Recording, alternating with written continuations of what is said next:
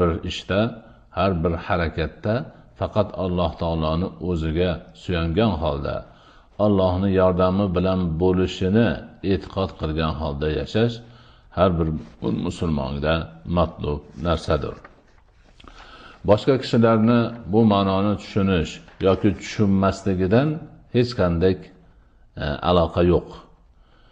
Bu gapni palonchi tushunadi, shuning uchun Allohga tavakkal qilaman. Pistoshin tushunmaydi, bunda bu aytda tavakkal qilmay, uni tushunchasiga munosib bir ish qilaman degan gap mo'min musulmon odamda bo'lmasligi kerak. Balki Allohga tavakkal qilib yashash lozim lobud ana shu talabni qiladi.